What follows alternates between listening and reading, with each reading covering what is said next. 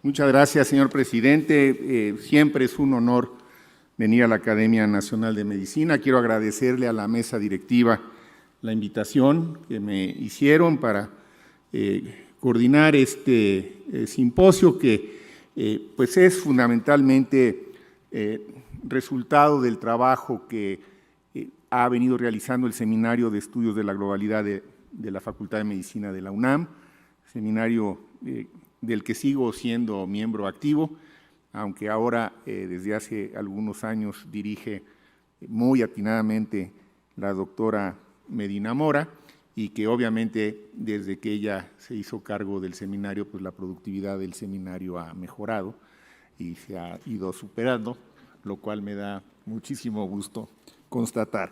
Y será desde luego una de las ponentes el día de hoy, junto con la doctora Álvarez y Casa, que acaba de publicar un libro que es resultado en buena medida de los trabajos del seminario sobre este tema de salud mental y violencia colectiva.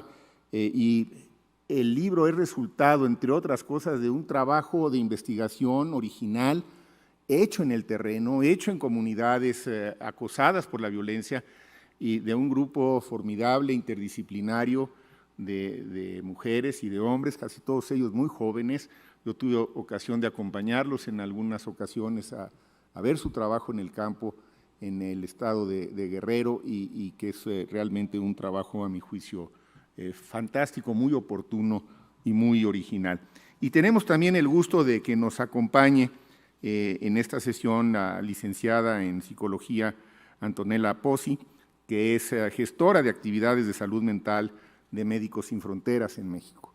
Nosotros hemos trabajado de cerca con Médicos Sin Fronteras, no necesita presentación, esta es una agrupación totalmente original, distinta a las demás, reconocida en todo el mundo y, entre otras cosas, se han ocupado de manera también muy particular de la salud mental de las comunidades en las que trabajan, no nada más de la salud física, sino de la salud mental. Así que creo que es un tema muy oportuno y en el cual tenemos algunas cosas que compartir con las y los académicos, quienes nos acompañan aquí presencialmente, muchas gracias, y también quienes siguen la sesión de manera remota, como ya es también tradición. Yo voy a hablar un poco de las perspectivas internacionales y lo que hemos podido hacer en la ONU para incorporar el tema de la salud mental como algo prioritario en las crisis humanitarias.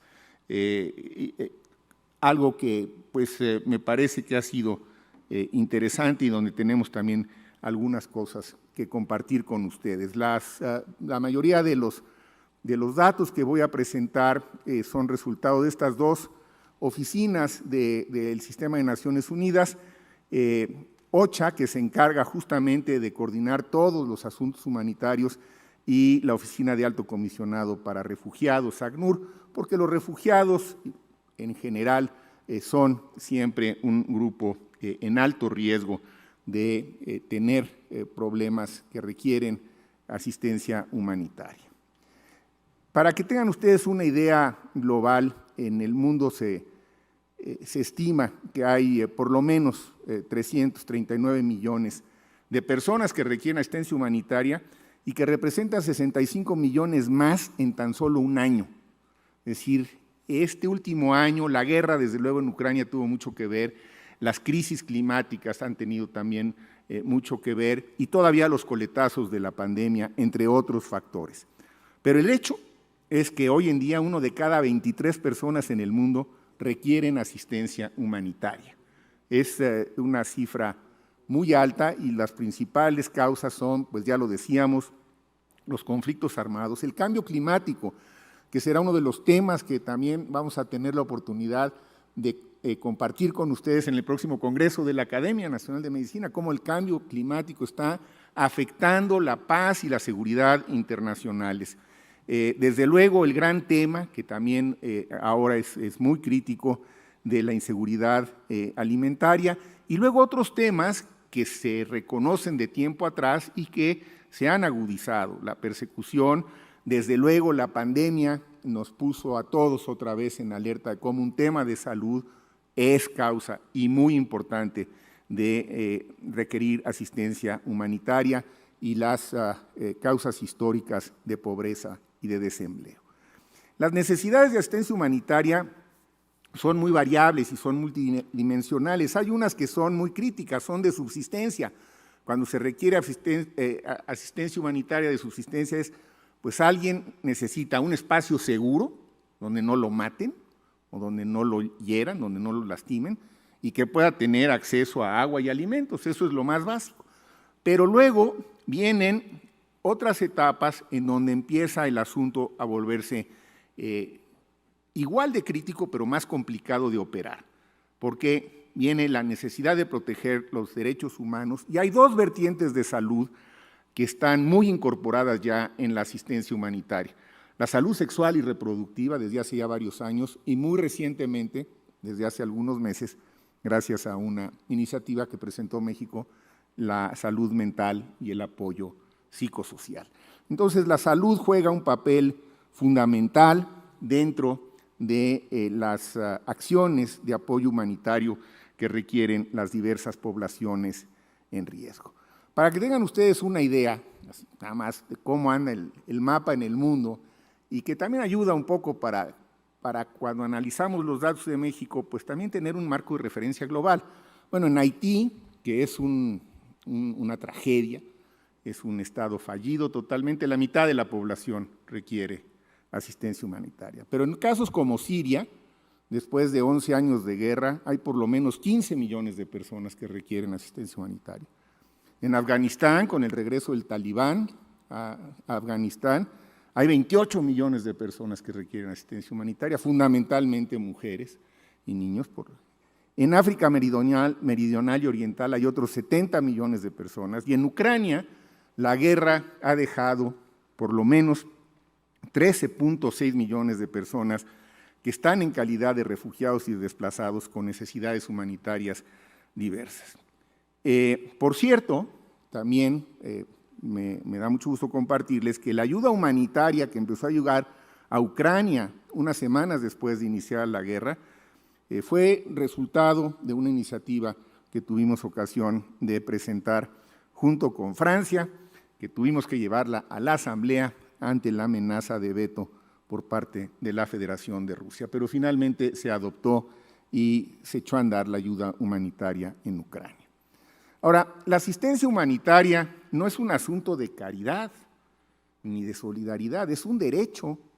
El derecho internacional humanitario forma parte del derecho internacional, se sustenta en la Carta de la ONU y en diversos tratados. Esto realmente arranca a partir de los tratados de Ginebra, que como pues, muchos de ustedes saben son digamos, los primeros tratados que entran en vigor después de la Segunda Guerra Mundial. Y se complementa muy bien con otras convenciones que tienen que ver también con nuestro campo de acción, como son los tratados de armas químicas o de armas bacteriológicas, el tratado de minas, etcétera. Es decir, el derecho internacional humanitario protege, y la Cruz Roja Internacional aquí jugó un papel fundamental, otra vez, mucho de ello, sobre todo después de la Segunda Guerra, con la protección a los enfermos, a los heridos, a la población civil que no estaba en combate, el trato digno a los prisioneros, el apoyo que requiere el propio personal médico, y es un área que sobre todo estuvo muy socorrida en tiempos de conflicto. En cierta forma podemos decir que el derecho internacional humanitario es un complemento del derecho internacional de los derechos humanos que fundamentalmente se aplica en tiempos de paz. Esto es la tendencia que les mostraba yo de uno de los grupos que más apoyo humanitario requieren, que son las personas desplazadas por la fuerza, llámenle refugiados, llámenle asylum seekers, como le llaman los anglosajones, todos los que están en un momento dado desplazados por la fuerza. En el mundo suman aproximadamente 108 millones de personas, que representa el 1%, más del 1% de la población mundial. Y estos hay en varias categorías. Hay refugiados propiamente dicho, desplazados internos, que no salen del país, pero no están en sus casas. Hay al menos 5 millones de solicitudes de asilo y otro tanto que están fuera de su país en contra de su voluntad. Una parte crítica de todas estas poblaciones que requieren ayuda humanitaria es que el 40% son jóvenes, son menores de 18 años. Así que ahí andan en el mundo estos millones de jóvenes que están desplazados o en otros países. Ahora, y aquí empezamos a ver parte de la dinámica en México y en nuestra ubicación geográfica. 2 de cada 3 personas desplazadas son acogidas finalmente en los países vecinos, de manera amable o no tan amable, legal o no tan legal. Pero entonces, claro, se convierte rápidamente en un problema binacional y rápidamente en un problema regional. Y miren ustedes cómo ha crecido el problema en la región. De las 2,5 millones de nuevas solicitudes de asilo en el último año, todas los primeros países, salvo España, se encuentran, y Alemania, se encuentran en el continente americano. Y México, pues, se ha convertido ya en el 4º país en el mundo con nuevas solicitudes de asilo. Así que el problema migratorio, como se le conoce en México, es un problema que va a estar con nosotros durante muchos años, que va a ir creciendo. Es un problema que no tiene solución como tal. Pues no hay que esperar que se solucione. ¿Qué es lo que se tiene que hacer? Se tiene que gestionar, se tiene que administrar, se tiene que procesar, se tienen que tomar muchas medidas para poder generar un mecanismo de coexistencia y de convivencia con aquellos que buscan asilo. Vivimos en estos tiempos la mayor crisis alimentaria del mundo. Es decir, decíamos, una de las principales razones de la ayuda humanitaria es la guerra, la otra son los desplazados y los refugiados, y una tercera causa que está siendo muy crítica es la inseguridad alimentaria. Nuevamente, este año hay 250 millones de personas en el mundo, 250 millones que viven en inseguridad alimentaria, y otra vez vean en el último año, lo que decíamos al principio, cómo se disparó en 65 millones de personas más. Pero lo más grave es que se estima que hay por lo menos 45 millones de personas en riesgo de tener una verdadera hambruna. Es decir, el hambre, como en las plagas de la edad antigua, ¿no? Se ha convertido, es un nuevo grave problema y además, en algunos casos, se sigue usando como instrumento de guerra, con todo lo que esto implica. Ahora, hay una definición de inseguridad alimentaria y de hambruna que no es tan buena en mi opinión, pero es la que hay, que bueno, tiene ahí estos 4 estadios y luego el quinto, que es cuando se llega a la situación de hambruna, con criterios bastante operativos, que hay una desnutrición severa en niños menores de 5 años, en 1/3 de la población, y una mortalidad alta de personas y sobre todo una mortalidad infantil muy alta. En este momento, como les decíamos, pues hay un número importante de millones de personas en diversos países del mundo que están en condición de poder en un momento determinado padecer hambruna. Por ejemplo, el hecho de que se hayan vuelto a caer los acuerdos del Mar Negro, que son los que permiten toda la salida de granos y de fertilizantes de Ucrania y de la Federación de Rusia, bueno, a nosotros nos pega porque aumentan los precios y nos quejamos y tal, pero hay 20 países en el mundo en donde pueden meter a una parte importante de su población en condiciones de hambruna. Es decir, literalmente, en el siglo XXI se muere gente de hambre y sobre todo niños. Bueno, ¿cómo llegamos ahora finalmente en este panorama a la salud mental como parte de la asistencia humanitaria? La verdad es que la primera señal de alarma que nos hizo considerar seriamente que teníamos que hacer algo en relación a la salud mental desde las diversas instancias de la ONU fue al empezar a reconocer en buena medida, gracias a los planteamientos de México, y finalmente la ONU reconoce el efecto devastador de la pandemia en la salud mental y hace un pronunciamiento al respecto en 2021.